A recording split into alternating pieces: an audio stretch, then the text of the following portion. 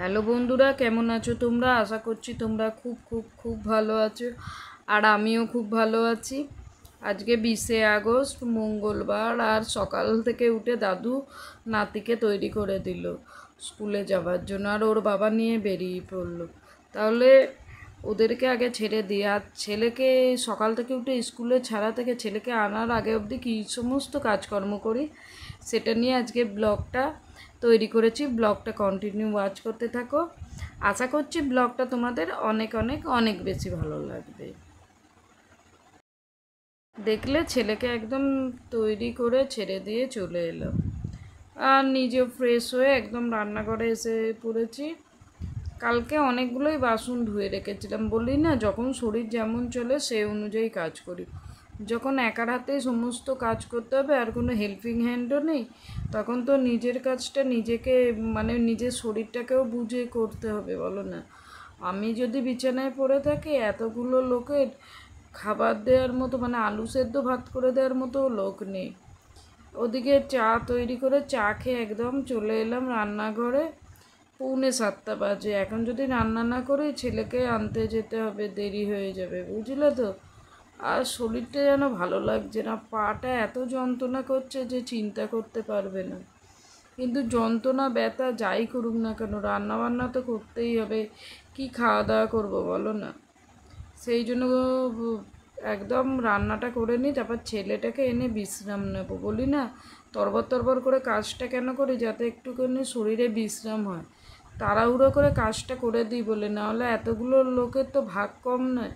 যদি আস্তে আস্তে করতাম সারাদিনেও হয়তো কাজ শেষ করতে পারতাম না। সারাদিন যদি কাজ করি নিজের শরীরটাকেও তো বিশ্রাম দিতে হবে, বলো না?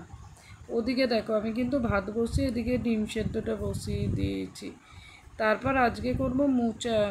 আগের দিন মোচা এনেছি, মোচা কোনো দিন কিনিনি, এই ফার্স্ট টাইম কিনলাম বলে একটাই নিয়েছি। দুটো আনলে ভালো হতো। এতগুলো লোক খাবার তেমন কেউ নেই।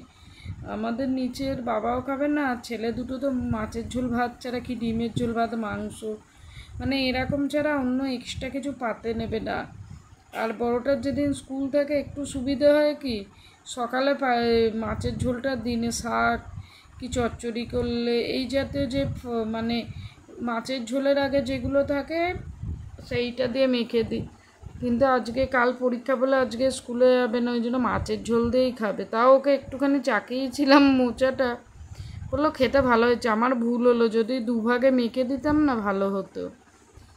আর এক এক সময় কি বলো তো, অত বড় ছেলেকে যদি এখনও টিকটিক করতে হয়, ভালো লাগে বলো?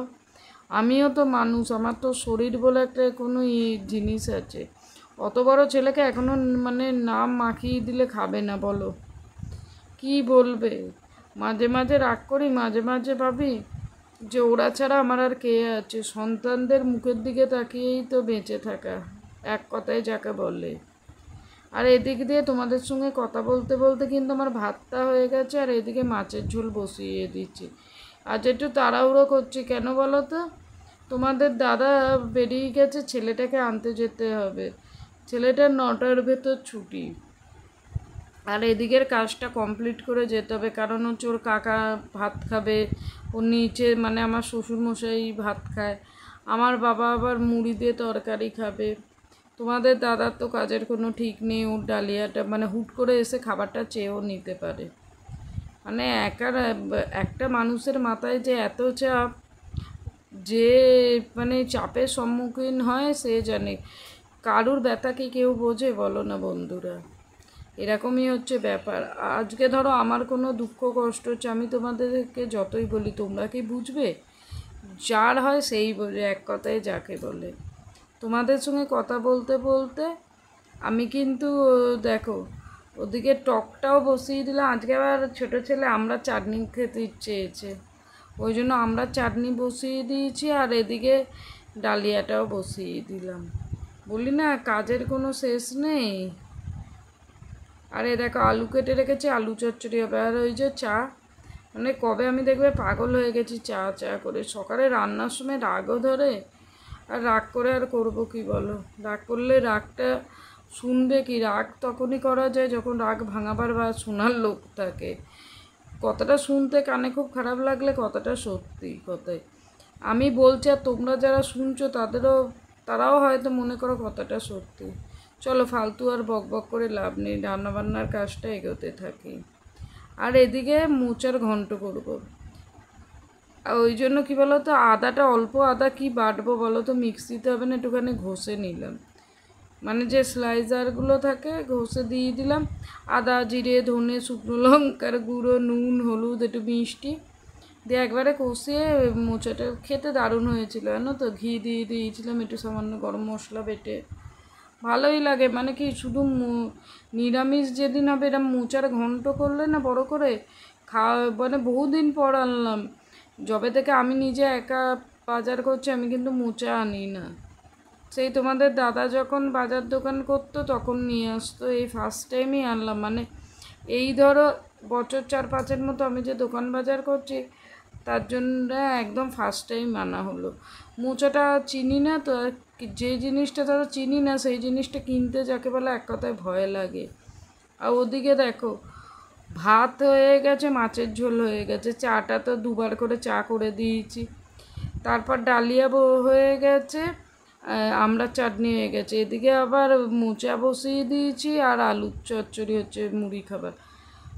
আর আমার না এখন আর মুড়ি খেতে ইচ্ছেই লাগে না, এত পরিমাণে কাজের প্রেশার পড়ে যায়। লোকে বলে কাজ করলে খিদে পায়, কিন্তু আমার না খাবার ইচ্ছেই থাকে না জানো, এক কথায় যাকে বলে। আর এদিকে রান্না বান্না হচ্ছে, আর যে সমস্ত মশলাপাতি নুন মানে বার করা হয়েছিল সেগুলো এক এক করে গুছিয়ে তুলছি, কারণ একটু পরে স্কুলে বেরিয়ে যেতে হবে। আর যতটা পরিমাণে গোছানো বাগানো থাকে না ততটা মানে ভালো যাকে বলে। আর এই দেখো এই ওদিকের তাক গোছানো কমপ্লিট, এই দিকের তাকের জিনিসগুলো গুছিয়ে দিচ্ছি, গুছিয়ে মোছামুছি করে নেবো। আর মাসে একদিন ডিপ ক্লিন করে নিই, আমার দ্বারা যতটা সম্ভব হয় বলো না, মানে নিজের সম্ভবের বাইরে গিয়েও চেষ্টা করি। এক এক সময় ওই জন্য শরীরটা ছেড়ে দেয়, মানে শরীরটা খুবই খারাপ করে, বলতেও খারাপ লাগে, কিন্তু সত্যিকারের কথা এত কাজের লোড না মাঝে মাঝে শরীর নিতে পারে না। কিন্তু কী আর করা হবে, নিতে পারে না বললে আর মানে কিছু করার নেই সংসারে। এক একদিন শরীর খারাপ করে, তাও উঠে উঠে রান্না বান্না মোটামুটি করি আলেকালে যখন হয়। মানে আমি তো বুঝতে পারি কাজের প্রেশারটা হয়ে যায় বেশি। ওইদিকে দেখো রান্নাবান্না কমপ্লিট করে 8:45 বেরোবো, তা দেওরকে আমার শ্বশুরমশাইকে খেতে দিয়ে গেছে। আর ছেলে তো যেহেতু স্কুলে যাবে না, নাহলে ছেলেকেও খেতে দিয়ে বেরোতে হবে। আর স্কুলে 9টায় ছুটি, কিন্তু স্কুলের কথা বলা যায় বলো না, কোনো দরকারটা কি কোনো কারণে দেরি হয়ে গেলে বাড়িতে এমন লোক নেই যে নিজের ভাতটা বেড়ে খাবে। আমাদের বাড়িতে লোকজনগুলো সব এমন, কী আর করা যাবে বলো, যার যার সংসার যেমন তাকে তো সেইভাবেই চলতে হবে। এদিকে ওদের দুজনের খাবারটা একদম টেবিলে দিয়ে চাপা দিয়ে এলাম। এই যে কটা বাসন বেরিয়েছে মাজছি, মানে এর আগেও পড়েছে, এগুলো লাস্টে দেখে মনে হচ্ছে কত কম বাসন, কিন্তু কম বাসন নয়, আগে অনেক বাসন মেজে নিয়েছি জানো। বাসন তো ফেলে রাখি না, যখন পরে রান্না করতে করতে টুকটুক করে অনেক বাসনপত্র মেজে নিই জানো তো বন্ধুরা। তাহলে চলো এদিকে ঘষা মাজার পালাটা কমপ্লিট করি, তারপর আবার গ্যাসটা পরিষ্কার করতে হবে, রান্নাঘরের যে দেয়ালগুলো টালির দেয়ালগুলো সেগুলো মুছে পরিষ্কার করতে হবে। মানে স্কুলে থেকে আনার আগে করে গেলে শান্তি, শরীরটা ভালো লাগছে না তো এসে একটু রেস্ট নিতে পারবে 1 ঘন্টার মতো। আর আমি কি বলো তো, রান্নার পরে মনে হয় এই জায়গাটা পরিষ্কার করে দিলে শান্তি। ওই রান্না নিয়ে তো শুধু পড়ে থাকলে হয় না, একা বাড়িতে যদি মেয়ে ছেলে থাকে প্রচুর কাজ থাকে, যে শুধু রান্নাঘরে বসে থাকবো তা তো নয়। নিজের স্নান থেকে জামা কাপড় কাচা, শুকোর দেওয়া, পুজো করা, সমস্ত কাজ একাকে করতে হয়। তারপর 2টো বয়স্ক লোককে মেনটেন করা, 2টো বাচ্চা, ছোটোটার মর্নিং স্কুল বাড়িতে থাকে। ওই জন্য কী বলো তো, রান্নাবান্নাটা মিটিয়ে নিলে আরও কাজকর্মগুলো করা যায়। এদিকে দেখো এঘরে বিছানাটাও ঝেড়ে নিচ্ছি, চলো ও ঘরে চলে যাই।